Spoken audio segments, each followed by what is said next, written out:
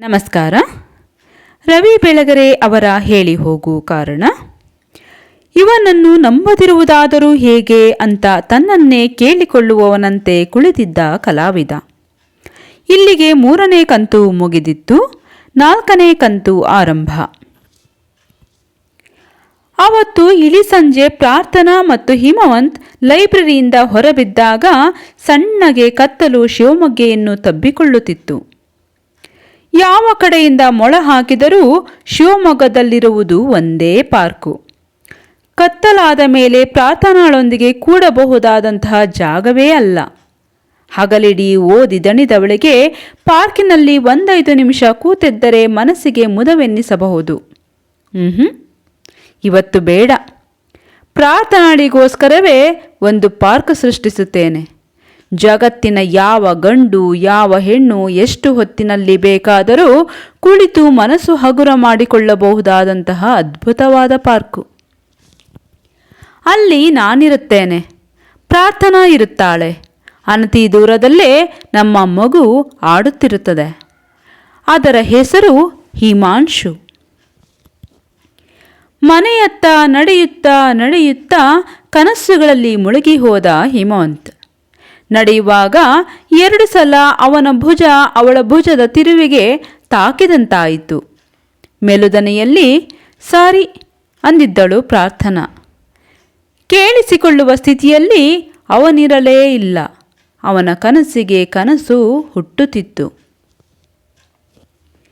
ಅವತ್ತೇ ರಾತ್ರಿ ಮೊದಲ ಬಾರಿಗೆ ಹಿಮವಂತನ ಲುಂಗಿ ಜುಬ್ಬ ಬಿಚ್ಚಿ ಕಪ್ಪು ನೈಟಿ ತೊಟ್ಟಿದ್ದಳು ಪ್ರಾರ್ಥನಾ. ಹಾಲು ಬಿಳುಪಿನ ಹುಡುಗಿ ಕೋಣೆಯೊಳಗಿನ ಸಣ್ಣ ದೀಪಕ್ಕೂ ಫಳಫಳಿಸುತ್ತಿದ್ದಳು. ಇನ್ನೇನು 2 ತುತ್ತು ತಿಂದು ಹಿಮವಂತ್ ಧ್ಯಾನಕ್ಕೆ ಕೂಡುವ ಹೊತ್ತಿಗೆ ತಾನು ಮಲಗಿಬಿಡಬೇಕು ಅಂದುಕೊಳ್ಳುತ್ತಿದ್ದಂತೆಯೇ, ಊಟ ಮುಗಿಸೋಣ ಪ್ರಾರ್ಥನಾ.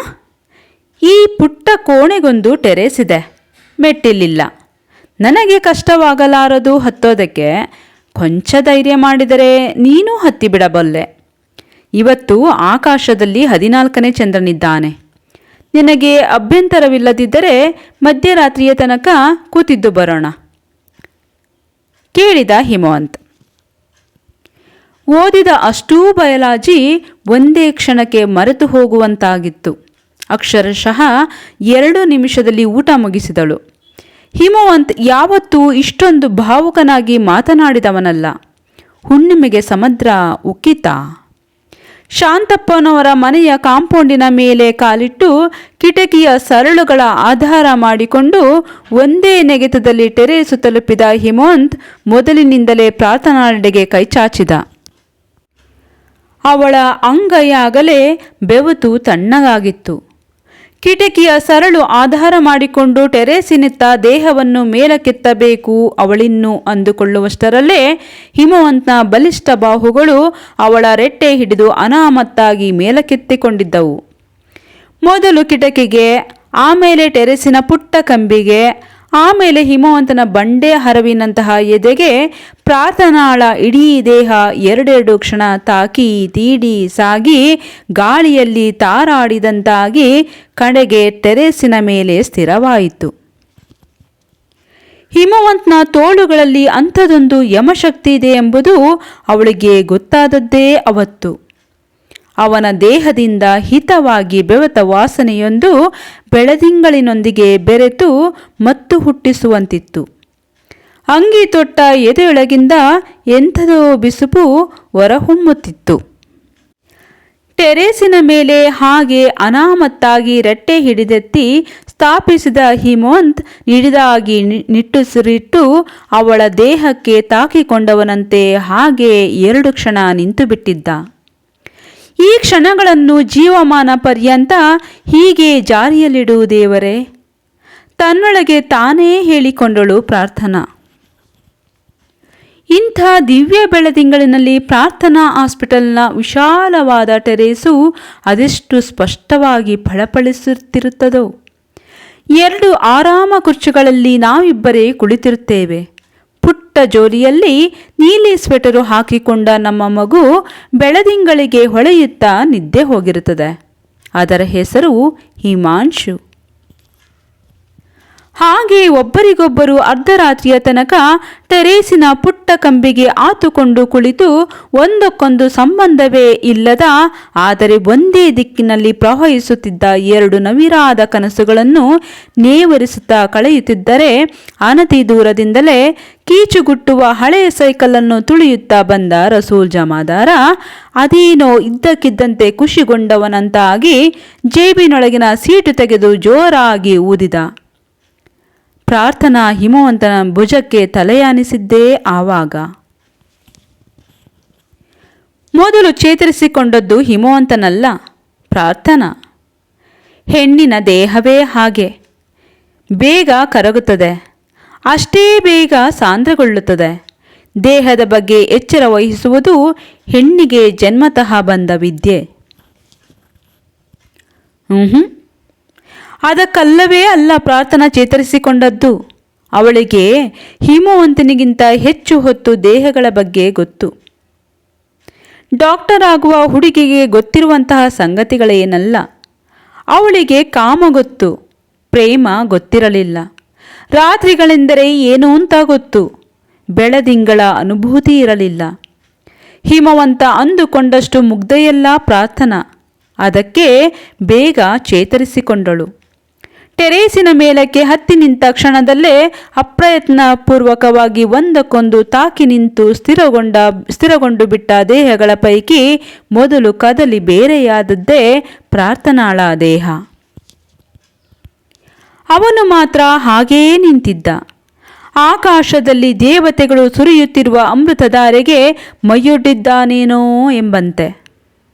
ಹಿಮವಂತನ ಕಣ್ಣುಗಳು ಅರ್ಧ ನಿಮೀಲಿತವಾಗಿದ್ದವು.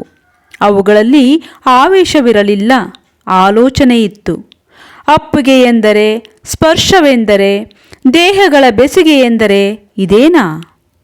ಇದಕ್ಕೇನಾ ಸಮಸ್ತ ಮಾನವ ಕೋಟಿ ಅಷ್ಟೊಂದು ಚಡಪಡಿಸಿ ಕಾಯುವುದು? ಹಿಮವಂತ ಅದನ್ನು ಯೋಚಿಸುತ್ತಿರಲಿಲ್ಲ. ಅವನನ್ನು ಕಾಡುತ್ತಿದ್ದದ್ದು ಮತ್ತದೇ ಪ್ರಶ್ನೆ. ಪ್ರಾರ್ಥನಾಳನ್ನು ಪ್ರೀತಿಸುತ್ತಿದ್ದೇನಾ? ಮದುವೆಯಾಗುವಷ್ಟು? ಕೊಂಚ ಹೊತ್ತಿನ ನಂತರ ವಾಸ್ತವಕ್ಕೆ ಬಂದವನೆಂಬಂತೆ ಮೈ ಸಡಿಲಗೊಳಿಸಿದ. ಅನತಿ ದೂರದಲ್ಲಿ ನಿಂತ ಪ್ರಾರ್ಥನಾಳ ಕಣ್ಣುಗಳನ್ನೇ ದಿಟ್ಟಿಸಿ ನೋಡಿದ. ಈಗಷ್ಟೇ ತಾನು ಮುಟ್ಟಿದ ಹುಡುಗಿ ಧಗೆಯಾರಲಾರೆಂಬಂತೆ ಬೆಳೆದಿಂಗಳಿಗೆ ತೋಯುತ್ತಿದ್ದಾಳೆ. ಕಷ್ಟಗಳಲ್ಲಿ ಆಗಷ್ಟೇ ನಡೆದು ಹೋದ ಅನಿರೀಕ್ಷಿತವಾದುದಕ್ಕೆ ಪಶ್ಚಾತ್ತಾಪವಿಲ್ಲ, ಪುಟ್ಟದೊಂದು ಸಂತೃಪ್ತಿ ಇದೆ. ಹಾಗಾದರೆ ಪ್ರಾರ್ಥನಾ ಕೂಡ ತನ್ನನ್ನು ಪ್ರೀತಿಸುತ್ತಾಳ? ಮದುವೆಯಾಗುವಷ್ಟು? ಸಾಮಾನ್ಯವಾಗಿ ಆ ವಯಸ್ಸಿನ ಹುಡುಗಿಯನ್ನು ಶಾಶ್ವತವಾಗಿ ಅವಳ ಮನೆಯಿಂದ ಓಡಿಸಿಕೊಂಡು ಬಂದು ಬಿಡುವ ಮುನ್ನ ರಾತ್ರಿ ಎಂಥ ಹುಡುಗನಾದರೂ ಆ ಎರಡು ಪ್ರಶ್ನೆಗಳನ್ನು ಕೇಳಿಯೇ ಇರುತ್ತಾನೆ. ಪ್ರೀತಿಸುತ್ತಿದ್ದರೆ, ಮದುವೆಯಾಗಲು ಒಪ್ಪಿದ್ದರೆ ಹಾಗೆ ಶಾಶ್ವತವಾಗಿ ಮನೆಯ ಬಂಧ ಕಳಿಸಿಕೊಂಡು ಬಂದು ಬಿಡುತ್ತಾಳ ಹುಡುಗಿ? ಗೊತ್ತಿಲ್ಲ. ತಾನು ಮಾತ್ರ ಯಾವ ಪ್ರಶ್ನೆಯನ್ನೂ ಕೇಳಿರಲಿಲ್ಲ, ಇವತ್ತಿನ ಈ ತನಕ ಕೇಳಿಲ್ಲ. ತನ್ನ ಪ್ರಶ್ನೆಗಳೇ ತನ್ನಲ್ಲಿನ್ನೂ ಬಗೆಹರಿದು ಮೂರ್ತರೂಪ ಪಡೆದಿಲ್ಲ. ನಿಜಕ್ಕೂ ತಾನು ಪ್ರಾರ್ಥನಾಳನ್ನು ಪ್ರೀತಿಸುತ್ತಿದ್ದೀನಾ? ಪ್ರೀತಿ ಎಂದರೆ ಹೀಗೆ ಓಡಿ ಬರುವುದೇನಾ?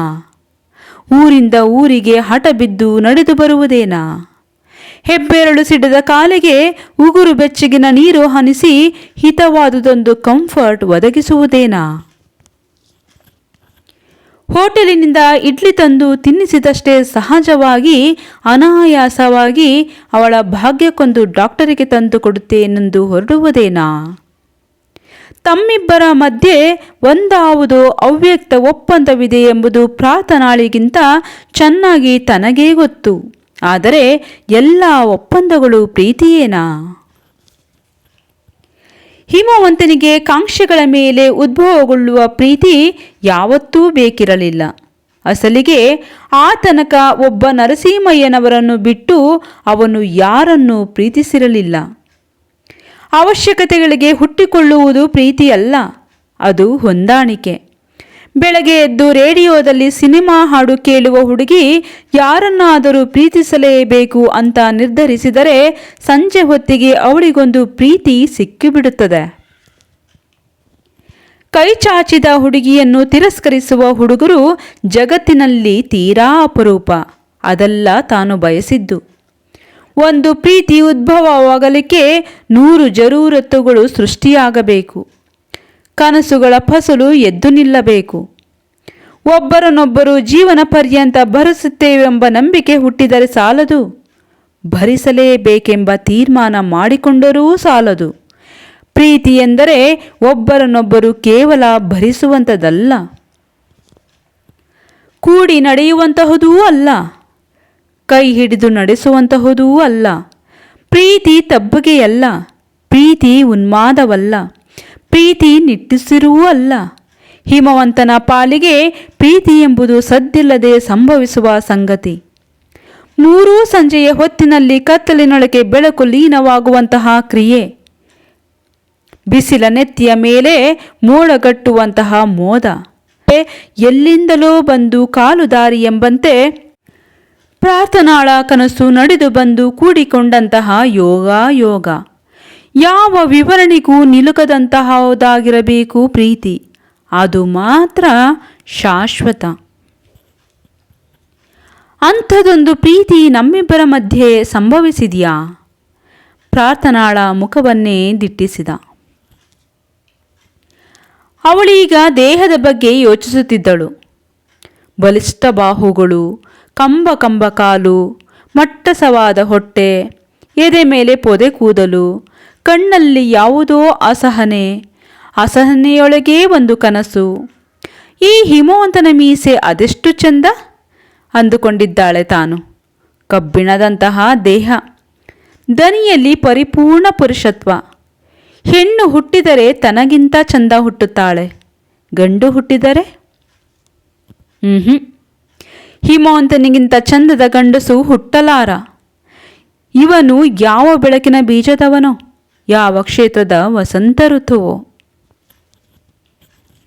ಪ್ರಾರ್ಥನಾಳಿಗೆ ದೇಹಗಳ ಅಳತೆ ಗೊತ್ತು. ಅದು ಡಾಕ್ಟರ್ ಆಗಲು ಹೊರಟವಳಗಿರುವ ಅನಾಟಮಿ ಜ್ಞಾನವಲ್ಲ. ಸೈನ್ಸು ಪುಸ್ತಕಗಳಲ್ಲಿ ನೋಡಿ ಉಗುಳು ನುಂಗಿದ ಚಿತ್ರಗಳ ಸಂಗತಿಯಲ್ಲ. ಅದೊಂದು ವಿಲಕ್ಷಣ ಅನುಭವ. ಭಕ್ತಿ, ಪ್ರೀತಿ, ಆಸೆ, ಕುತೂಹಲ, ಬೆರಗು ಎಲ್ಲವನ್ನೂ ನಿಧಾನವಾಗಿ ನುಂಗಿ ಹಾಕಿ ಕೇವಲ ಬೀಭತ್ಸವನ್ನಷ್ಟೇ ಉಳಿಸಿ ಹೋದ ಯಾತನಾದಾಯಕ ನೆನಪು. ಅವಳಿಗಾದರೂ ಆಗ ಎಷ್ಟು ಮಹಾವಯಸ್ಸು? 16 ಇದ್ದಾವು. 4 ಇದ್ದ ಮನೆಯೊಳಕ್ಕೆ ಅತ್ತಿಗೆ ಬರುತ್ತಾಳೆಂಬ ಸಂಗತಿಯೇ ಅವಳ ಪಾಲಿಗೊಂದು ದೊಡ್ಡ ಸಡಗರ. ಅಣ್ಣನ ಮದುವೆಯ ದಿನದ ಹೊತ್ತಿಗೆ 83 ತರಹದ ರಂಗೋಲಿ ಇಡುವುದು ಕಲಿತಿದ್ದಳು. ಅಣ್ಣನ ಕೋಣೆಯ ಗೋಡೆಯ ಪುಟ್ಟ ನವಿಲುಗಳ 100 ಚಿತ್ರ ಬರೆದು ಅತ್ತಿಗೆಯ ಕಣ್ಣುಗಳಲ್ಲೊಂದು ಮೆಚ್ಚುಗೆ ತುಳುಕುತ್ತದೆಂದು ಕಾದಿದ್ದಳು. ನಮ್ಮ ಹಾಗೆ ಹಳ್ಳಿ ಮನೆಯಲ್ಲಿ ಬೆಳೆದವಳಲ್ಲ ಅತ್ತಿಗೆ, ಪ್ಯಾಟೆ ಕಂಡವಳು. ಅರಸೀಕೆರೆಯಂತೆ. ಸುಮ್ಮನಾಯಿತಾ? ದೊಡ್ಡ ಶ್ರೀಮಂತರಲ್ಲದಿದ್ದರೂ ನಮಗಿಂತ ತಕ್ಕ ಮಟ್ಟಿಗೆ ಒಬ್ಬಳೇ ಮಗಳಂತೆ. ಈ ವರ್ಷದ ಮಳೆಗಾದರೂ ಅಷ್ಟೊಂದು ಹಂಬಲಿಸಿ ಕಾದಿದ್ದಳೋ ಇಲ್ಲವೋ ಪ್ರಾರ್ಥನಾ. ಅತ್ತಿಗೆಯ ಆಗಮನಕ್ಕಾಗಿ ಅಷ್ಟೊಂದು ಕಾದು ಬಿಟ್ಟಿದ್ದಳು. ಮದುವೆಯ ಮನೆಯಲ್ಲಿ ನಾವು ಗಂಡಿನ ಕಡೆಯವರು ಎಂಬುದು 10 ನಿಮಿಷಕ್ಕೊಮ್ಮೆ ಮರೆತು ಹೋಗುತ್ತಿತ್ತು. ಅತ್ತಿಗೆಯ ಪಕ್ಕಕ್ಕೆ ಸೇರಿಕೊಂಡು ಬಿಡುತ್ತಿದ್ದಳು. ಅವತ್ತು ಅತ್ತಿಗೆಯುಟ ನವಿಲು ಬಣ್ಣದ ಸೀರೆ ಇವತ್ತಿಗೂ ಕಣ್ಣಿಂದ ಚೆಕ್ಕು ಚೆದುರಿಲ್ಲ. ಎಂಥ ಮಟ್ಟಸವಾದ ವಿಗ್ರಹ ಅತ್ತಿಗೆಯದು. ಆಗಷ್ಟೇ ಹಚ್ಚಿಟ್ಟ ದೀಪಗಳಂತಿದ್ದವೂ ಕಣ್ಣು. ತುಂಬ ಮಾತಿನವಳಲ್ಲ ಅತ್ತಿಗೆ. ಆದರೆ ಎಲ್ಲ ಮಾತು ಅವಳ ಕಣ್ಣು ಆಡುತ್ತವೇ ಅನಿಸಿತ್ತು. ತೀರಾ ಧಾರೆಯ ಹೊತ್ತಿಗೆ ಅವಳಿಗೆ ಅನಿಸಿತ್ತಲ್ಲ. ಅತ್ತಿಗೆಯ ಎದುರು ನಿಂತರೆ ಅಣ್ಣ ಪೀಚು. ಅತ್ತ ಕೆಂಪೂ ಅಲ್ಲದ, ಕಪ್ಪೂ ಅಲ್ಲದ, ಎಣ್ಣೆಗೆಂಪೂ ಅಲ್ಲದ ಹೊಗೆ ಬಣ್ಣ ಅಣ್ಣನದು. ಎಲ್ಲದರಲ್ಲೂ ಏನೋ ಗಡಿಬಿಡಿ, ಅರ್ಧಕ್ಕೆ ನುಂಗುವ ಮಾತು, ನೇರವಾಗಿ ಯಾರನ್ನೂ ಎದುರಿಸಲಾಗದ ಕಣ್ಣು. ಅಣ್ಣ ಯಾವತ್ತೂ ತನ್ನಂತಿರಲಿಲ್ಲ. ತಾನು ಅಪ್ಪನ ತದ್ರೂಪು. ಅಪ್ಪ ಅದೆಂಥ ಚೆಲುವ. ಮದುವೆ ಮನೆಯಲ್ಲಿ ಸುಕ್ಕಿಲ್ಲದ ದೋತರ ಉಟ್ಟು ಜುಬ್ಬಾದ ಹೆಗಲಿಗೆ ಚಿಕ್ಕದೊಂದು ಒಲ್ಲಿಯನ್ನು ನಿರ್ಲಕ್ಷ್ಯದಿಂದೆಂಬಂತೆ ಎಸೆದುಕೊಂಡು ಕುಳಿತಿದ್ದ. ತೀರಾ ಅಪರೂಪಕ್ಕೊಂದು ಮಾತು. ಅರ್ಧವಷ್ಟೇ ಅರಳಿ ನಿಲ್ಲುತ್ತಿದ್ದ ನಗೆಯಲ್ಲೇ ಆಡಬೇಕಾದದ್ದನ್ನೆಲ್ಲ ಆಡಿ ಮುಗಿಸುತ್ತಿದ್ದ. ಅಪ್ಪನ ಎರಡೂ ಕಾಲಿಗೆ ಅತ್ತಿಗೆ ಹಣೆ ಹಚ್ಚಿ ನಮಸ್ಕಾರ ಮಾಡಿದ್ದಳು. ಈ ಮನೆಯಲ್ಲಿ ತುಂಬ ಸುಖವಾಗಿ ಬಾಳು ಮಗಳೇ. ಅಪ್ಪ ಆಶೀರ್ವದಿಸಿದ್ದ. ಅಮ್ಮ ಅರ್ಧಕ್ಕೆ ಮಾತು ನುಂಗಿದ್ದಳು. ಅಣ್ಣನಂತೆಯೇ. ಅಣ್ಣನಿಗೆ ಅಮ್ಮನದೇ ಹೋಲಿಕೆ. ಅದೇ ಹೊಗೆ ಹೊಗೆ ಬಣ್ಣ, ಪೀಚು ಪೀಚು ದೇಹ. ಅಣ್ಣನ ಮದುವೆಯಲ್ಲಿ ತಾನೇ ಕಳಸಗಿತ್ತಿ. ಸಂಭ್ರಮವೋ ಸಂಭ್ರಮ. ಗ್ಯಾಸ್ ಲೈಟಿನ ಮೆರವಣಿಗೆ ತಮ್ಮ ಅಂಕಣದ ಮನೆ ತಲುಪಿ ಬ್ಯಾಂಡಿನವರ ಕೊನೆಯ ಹಾಡೂ ನಿಟ್ಟುಸಿರಿನಂತೆ ಮುಗಿದು ಹೋಗುವ ಹೊತ್ತಿಗೆ ಪ್ರಾರ್ಥನೆಗಳಿಗಾಗಲೇ ನಿದ್ದೆ. ಬೆಳಗ್ಗೆ ಎದ್ದು ಅತ್ತಿಗೆಯನ್ನು ಕಾಡಬೇಕೆನಿಸುತ್ತಿತ್ತು. ಏನು ಮಹಾ ದೊಡ್ಡವಳು, 6 ವರ್ಷದ ಫರಕ್ಕಿದ್ದೀತು ಅಷ್ಟೇ. ಪ್ರಾರ್ಥನೆಗಳಿಗಾಗ 16. ಯಮುನಾ ಅಂತ ಅತ್ತಿಗೆಯ ಹೆಸರು. 22 ಇದ್ದಾವು. ಮೊದಲ ಸಲಕ್ಕೆ ಫಲ ಕೊಡುವ ಮಾವಿನ ಗಿಡದಂತಿದ್ದಳು. ಕೋಣೆಯಿಂದ ಎದ್ದು ಬಂದವಳ ಕಣ್ಣಲ್ಲಿ ನಿದ್ದೆ ಇನ್ನೂ ಕಿಡಿಕಿಡಿ. ಅವಳಿಗೆ ಅಮ್ಮ ನೀರೆರೆಯಬೇಕಂತೆ. ನಾನು ಬರಲಾ? ಕೇಳಬೇಕೆಂದುಕೊಂಡಿದ್ದಳು ಪ್ರಾರ್ಥನಾ. ಧೈರ್ಯ ಸಾಗಲಿಲ್ಲ.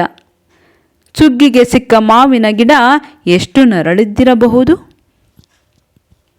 ಕೇಳಲಾಗದೆ ಸುಮ್ಮನಾಗಿದ್ದಳು.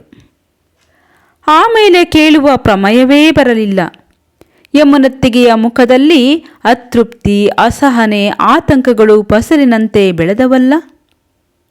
ಮಧ್ಯಾಹ್ನವಿಡೀ ಮಂಚದ ಮನೆಯಲ್ಲಿ ದಿಂಬು ತಬ್ಬಿಕೊಂಡು ಸುಮ್ಮನೆ ಅಳುತ್ತಿದ್ದಳು ಬೋರಲು ಬಿದ್ದು. ಅಣ್ಣ ತನ್ನ ಅರ್ಧರ್ಧ ಮಾತಿನಲ್ಲೇ ಸಿಡಿಮಿಡಿಕೊಂಡು ಎದ್ದು ಹೋಗಿಬಿಡುತ್ತಿದ್ದ. ರಾತ್ರಿಗಳಲ್ಲಿ ಅವರ ಕೋಣೆಯ ತುಂಬ ಅಕಾಲಿಕ ಮೌನವಿರುತ್ತಿತ್ತು. ಮದುವೆಯಾದ 3 ತಿಂಗಳಿಗೆ ಬತ್ತಿ ಹೋದಳು ಯಮುನೆ. ಅಣ್ಣ ಜಗತ್ತಿಗೆ ಮುಖ ತೋರಿಸಬಾರದೆಂದು ನಿಶ್ಚಯಿಸಿದವನಂತೆ ಕಳ್ಳ ಬಿದ್ದು ಓಡಾಡುತ್ತಿದ್ದ.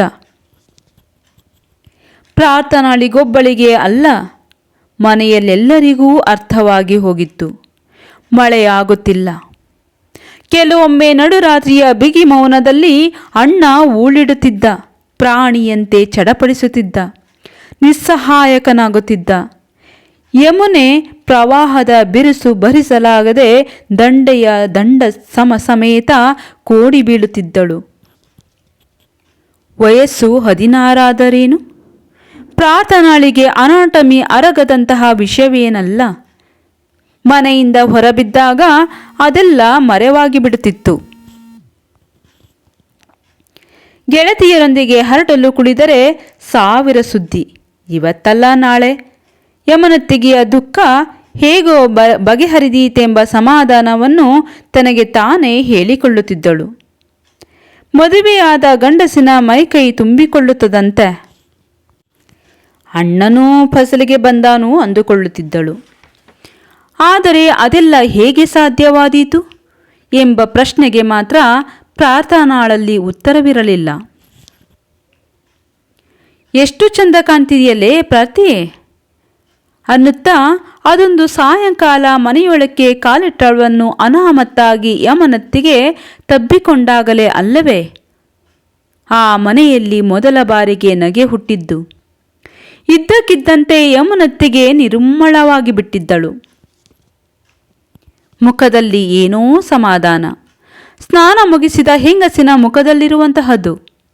6 ತಿಂಗಳ ನಂತರ ಮೊದಲ ಬಾರಿಗೆ ಮಾತಾಗಿ ಹರಿದಿದ್ದಳು. ಅವಳ ದೇಹವೇ ಗಳಿಗಳಿಗೆಗೂ ಸಾಕ್ಷಿ ಹೇಳತೊಡಗಿತ್ತು. ಕಣ್ಣುಗಳಲ್ಲಿ ಸುಖದ ಕೆನೆ. ಅವಳ ಮುಖದಲ್ಲಿ ಅಂಥದೊಂದು ದಿವ್ಯ ಸಂತೋಷವನ್ನು ನೋಡಿಯೇ ಹಿರಿ ಹಿರಿ ಹಿಕ್ಕಿದಳು ಪ್ರಾರ್ಥನಾ.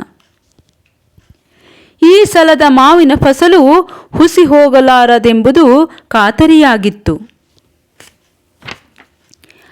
ಆದರೆ ಅಣ್ಣನಲ್ಲಿ ಯಾವುದೇ ಬದಲಾವಣೆಗಳಾಗಿರಲಿಲ್ಲ.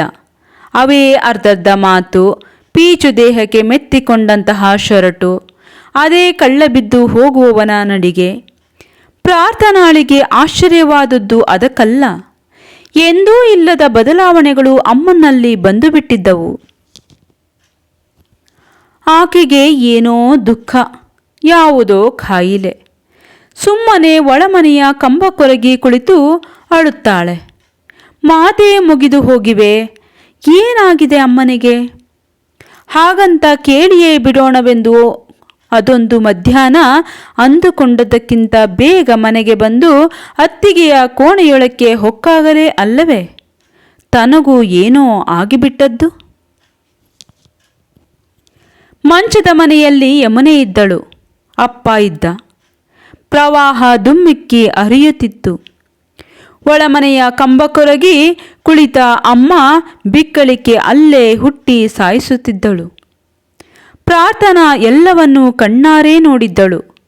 ಮಠಮಠ ಮಧ್ಯಾಹ್ನಕ್ಕೆ ಕತ್ತಲಿನ ಮೋಸ ಗೊತ್ತಿರುವುದಿಲ್ಲ. ಅವತ್ತು ಅಪ್ಪ ಸಂಪೂರ್ಣವಾಗಿ ಕಾಣಿಸಿದ್ದ. ಒಂದೇ ಒಂದು ಮಾತು ಆಡಲಿಲ್ಲ ಪ್ರಾರ್ಥನಾ. ಮಂಚದ ಕೋಣೆಯ ಬಾಗಿಲು ಹೇಗಿತ್ತೋ ಹಾಗೆ ಮುಚ್ಚಿಟ್ಟು ಅಂಗಳಕ್ಕೆ ಹಿಂತಿರುಗಿದಳು. ಅಣ್ಣ ಜಗುಲಿಯ ಮೇಲೆ ಕುಳಿತು ತನ್ನೊಂದಿಗೆ ತಾನೇ ಏನನ್ನೋ ಮಾತಾಡಿಕೊಳ್ಳುತ್ತಿದ್ದ. ಹಾಗಾದರೆ ಈ ಸಂಗತಿ ಅರ್ಥ ಮಾಡಿಕೊಂಡವರ ಪೈಕಿ ತಾನೇ ಕೊನೆಯವಳು ಎಂದಾಯಿತಲ್ಲ. ಪ್ರಾರ್ಥನಾಳಿಗೆ ಯಾರನ್ನೂ ಏನನ್ನೂ ಕೇಳಬೇಕೆನ್ನಿಸಲಿಲ್ಲ. ಅಣ್ಣನ ಮದುವೆ ಮನೆಯಲ್ಲಿ ಸುಕ್ಕಿಲ್ಲದ ದಿರಿಸು ಧರಿಸಿ ಕುಳಿತಿದ್ದ ಅಪ್ಪನ ಚಿತ್ರ ಕಣ್ಣ ಮುಂದಕ್ಕೆ ತಂದುಕೊಳ್ಳಲು ಶತಪ್ರಯತ್ನ ಮಾಡಿದಳು. ಅದೇಕೋ ಮಂಚದ ಮನೆಯ ಚಿತ್ರ ಮರೆಯಾಗುತ್ತಲೇ ಇರಲಿಲ್ಲ. ಸಾಯಂಕಾಲ ಸತ್ತು ರಾತ್ರಿಯಾಗುವ ತನಕ ಅಂಗಳದಲ್ಲಿ ಕುಳಿತೇ ಇದ್ದಳು ಪ್ರಾರ್ಥನಾ. ತೀರಾ 10 ಗಂಟೆಯ ಹೊತ್ತಿಗೆ ಅಪ್ಪನ ಕೋಣೆಗೆ ಹೋಗಿ ಒಂದೇ ಒಂದೇ ಪ್ರಶ್ನೆ ಕೇಳಿ ಸುಮ್ಮನಾದಳು. ಅಪ್ಪ, ಯಾವತ್ತಾದರೊಂದು ದಿನ ನೀನು ನನ್ನನ್ನು ಹೀಗೇ ನಡೆಸಿಕೊಳ್ತೀಯೇನೋ ಅಲ್ವಾ? ಮಾರನೆಯ ಬೆಳಗ್ಗೆ ಹೊತ್ತಿಗೆ ಅಪ್ಪ ಮನೆಯಲ್ಲಿರಲಿಲ್ಲ. ಆತ ಮತ್ತೆ ಆ ಮನೆಗೆ ಹಿಂತಿರುಗಲೇ ಇಲ್ಲ. ಹಿತ್ತಲಲ್ಲಿ ಯಮುನೆ ವಾಂತಿ ಮಾಡಿಕೊಳ್ಳುತ್ತಿದ್ದದ್ದು ಸದ್ದು ಕೇಳಿಸುತ್ತಿತ್ತು. ಅಣ್ಣ ಅದೇಕೋ ಸಂಭ್ರಮದಿಂದ ಓಡಾಡುತ್ತಿದ್ದ. ಆ ಮನೆಯನ್ನು ಪ್ರಾರ್ಥನಾ ದ್ವೇಷಿಸಲು ಪ್ರಾರಂಭಿಸಿದ್ದೇ ಅವತ್ತು. ಹಿಮವಂತ್ ಬೆಳದಿಂಗಳ ಬೆಳಕಿನಲ್ಲಿ ಪ್ರಾರ್ಥನಾಳನ್ನು ಇನ್ನೂ ನೋಡುತ್ತಲೇ ಇದ್ದ. ಅವಳ ಮನಸ್ಸು ಟೆರೇಸಿನ ಮೇಲಿರಲಿಲ್ಲ.